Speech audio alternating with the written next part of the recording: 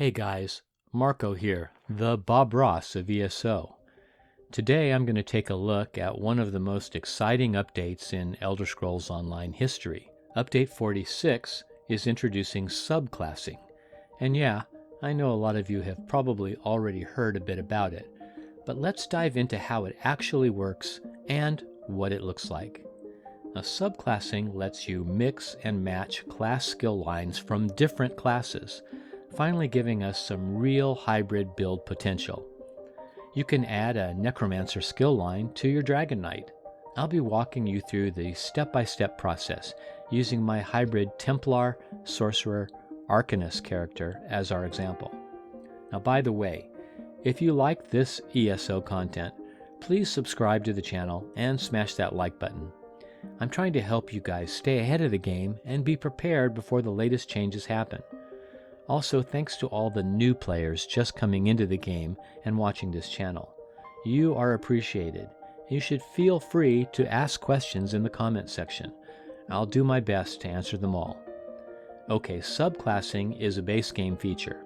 That means you don't need to be an ESO Plus subscriber or buy any new content to use it. Now, that being said, some classes still require a DLC to unlock. For instance, the Warden needs the Morrowind chapter, the Necromancer requires Elsewhere, and the Arcanist comes from the Necrom chapter. Oh, and one other thing, you're going to need at least one level 50 character on your account to get started. That'll be your base character. I think the average player will be looking to upgrade their main character with some jazzy new skills from a class that they don't often get a chance to play. Now here's how you start. You begin by grabbing the quest A Study in Discipline from the Crown Store. It was free on the PTS, so fingers crossed that it stays that way. The quest sends you to speak with Batra at Hunding. Now I found this NPC in the city of Evermore. She'll ask which disciplines you'd like to learn, and from there, things move pretty fast. Here's how subclassing works.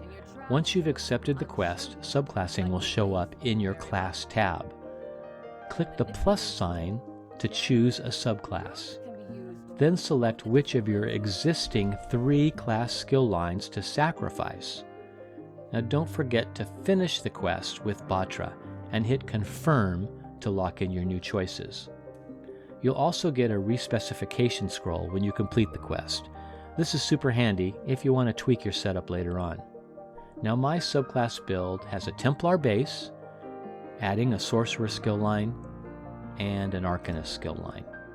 Here's how I set it up. The Templar, my base class, I kept the Adric Spear skill line for Puncturing Sweep, my main spammable, and a channeled effect, and Blazing Spear. The first subclass I chose was Sorcerer, and I picked the Daedric Summoning class line mainly for the Winged Twilight pet. This offers me great burst heals for both myself and my companion. And my second subclass is the Arcanist. I went with the Herald of the Tome skill line so I could use the Fate Carver beam, which is crazy strong and is also a channeled ability. Now, leveling subclass skill lines. The new subclass skill lines start at level 1, so you're going to need to level them up just like your original class. The quickest way I've found to do this is farming mobs around the Spellscar in Craglorn, and popping an XP scroll helps a lot as well. You should also drop points into your new passives that come with each new skill subclass line. Now you're going to receive all of the skill points back from the skill lines that you sacrificed, so no worries about having enough points. Now, gear setup and strategy. As people experiment with new skill combinations, gear's going to be a whole nother discussion. Now for this build, I stuck to tried and true sets.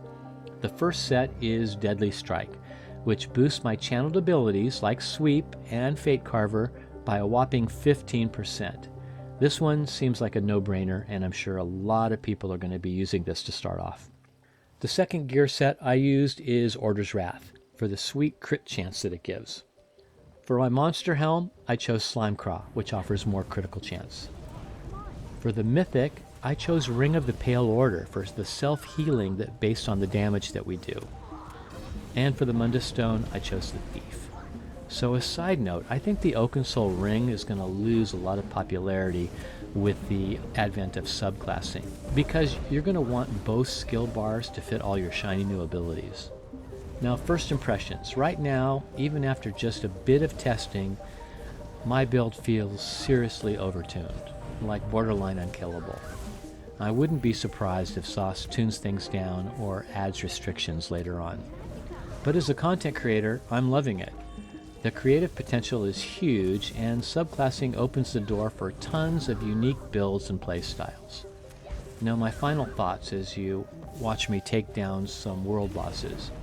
I hope you're enjoying this early look at ESO's new subclassing system.